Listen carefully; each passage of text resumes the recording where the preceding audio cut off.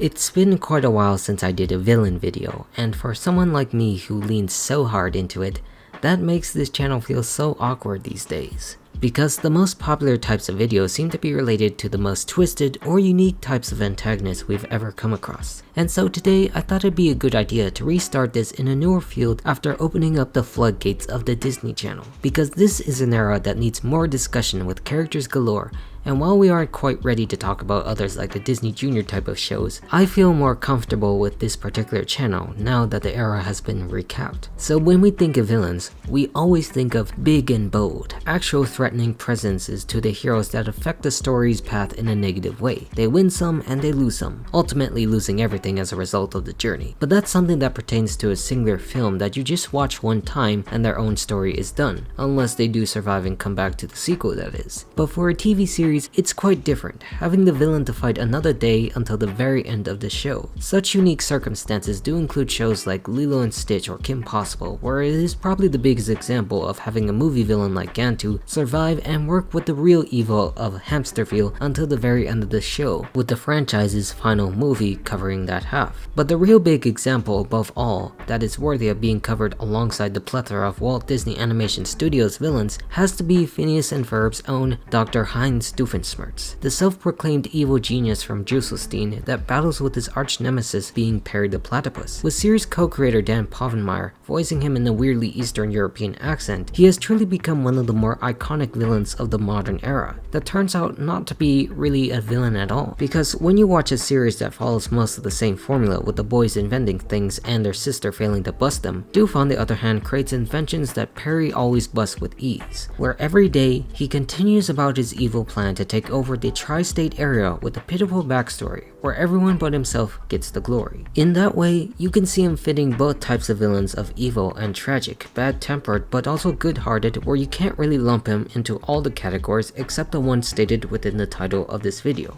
being a human villain. When you watch the series itself, you understand that this title fits his character quite well, not only for the fact that he is human, but for other definitions that are comparatively to the other villains that are humans, caring about his rival heroes and then becoming a redeemed hero himself. This is also something quite different for me in covering, in the sense I don't really consider lumping him among the categories like anti-hero and anti-villain, because he doesn't strike me appearing as that, even though he does actions that contradict pure evil, appearing mostly as that standard evildoer, but secretly being the heroic day-saver, truly being the one of the funniest down-to-earth characters that Disney has ever introduced in the animated realm. Weird that I think of him that way, for him being mostly cartoonish and thinking of the most illogical situations possible, but honestly, who's to argue with that when you know how wacky Phineas and Ferb can truly get? An impact that has clearly transcended the show itself in not just the spin-offs, but pop culture overall because of his unmistakable face and voice and propensity to fail at almost everything he does. And before you ask, I'm just gonna mostly focus on his actions in the original series rather than movies like The Second Dimension with a counterpart that is smarter and already knew how to take over the world, where we just want to spend more time with the real one, coming to know like a good friend. But speaking about Heinz, it speaks of a story of great sadness for one who truly doesn't want to be evil. I mean, he does, but it comes out of lack, just like all great comic book villains born out of perilous circumstances. Growing up in such a poor country, in a town like Gimmelstump, we see that he was never treated right by anyone, especially not by his own family. Forced to be a gnome, wearing dresses, having a balloon as his only friend, upstaged by his goody two-shoes brother, disowned by his family for a short amount of time to be raised by ocelots, or worst above all, in my case, his own parents failing to attend his own birth. And out of all villains, he probably has the greatest list of tragedies to befall his life, since they managed to occur on what was likely a daily basis by the amount of times in several episodes we hear about him, where it truly makes sense to why he would turn evil, joining the evil schools and wearing evil things like lab coats or laughing maniacally to take over the entire tri-state area, which you realize in the series in one episode or the other, his only real goal is to take over this tri-state area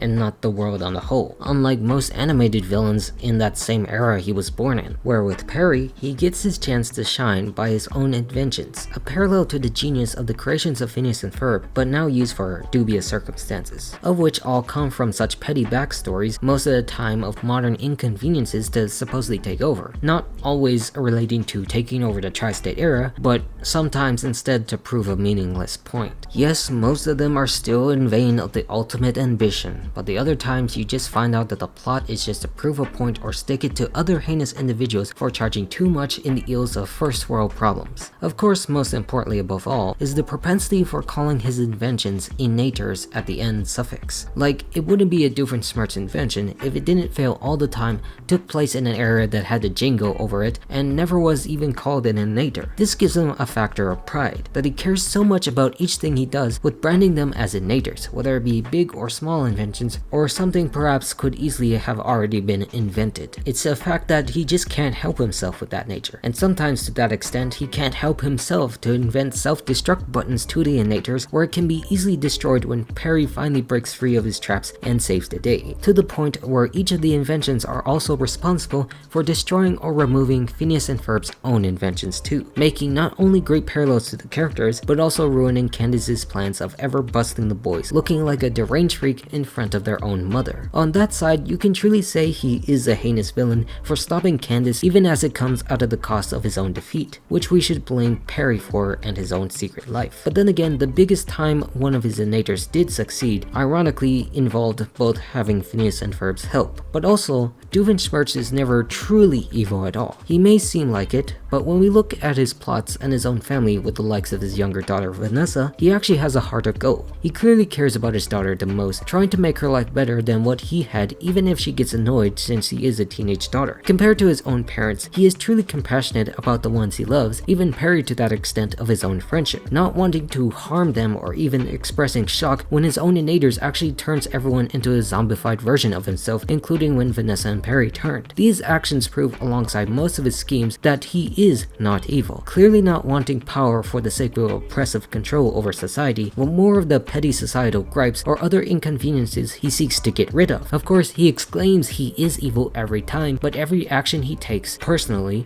contradict that. In those ways, you could see most of what he does is more beneficial to society, even if he brands it for evil purposes, because he really isn't even doing most harm unless speaking of making him look better and others just look worse. And within those circumstances comes layers of relatability to him as a more human character or villain of that type. Sure, there are other characters I covered in mainstream Disney that can show some of those traits, but I don't think it works quite well as to the extent of a comically goofy villain, with this one complaining about life and constantly making lighthearted jokes wherever he goes. In a sense, you can get why he is more human than the rest of the villains, because he seeks to make his own life better from those small urban gripes he has, which also relates to the previous Disney characters on Disney Channel like Dr. Draken from Kim Possible, who wants to actually take over the world in his case, but then has problems of his own personally and then gets redeemed at the end. Yet how Doof still takes the upper hand of being the greater villain because he has a more tragic backstory compared to his own, where Draken in his case still had a loving mother. Like, there are some base similarities to the characters, but overall their pictures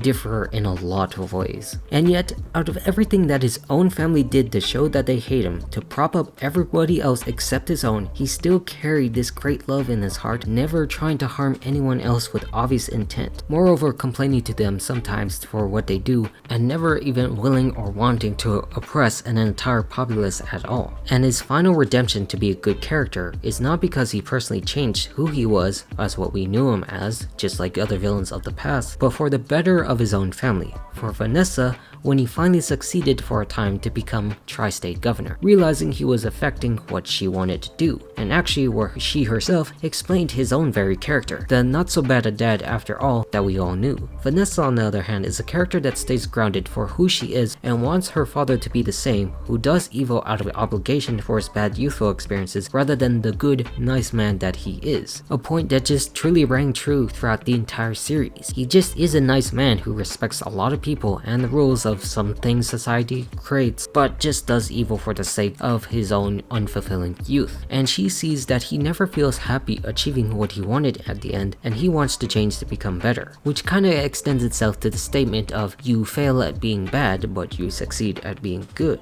if that makes any sense to you, which it kinda does certainly when you take a look at an icon such as himself, enough where he can make change to get involved with other organizations like Alka with Perry, and more adventures with Phineas or other the spin-off characters themselves. So when you look back on a series like Phineas and Ferb, you watch something that doesn't need villains to exist to the likes of previous adventures like Kim Possible, but one that works so much better in having them in the likes of Doof because they're so fun and so human at the same time. One character that proves the existence of villains that can come from any background, appearing to be so cartoonish yet so real and relatable at the same time, in the end realizing their good talents and works. His personality alone transcends most other shows to become worthy of a recognizable villain, even while he pales in comparison to all the antagonists we know. For the best ones actually come from the ones with most heart, and he will forever endure in that image until the end of time, outliving some of the studio's own lesser known to make every day the best day ever. And I'm all done.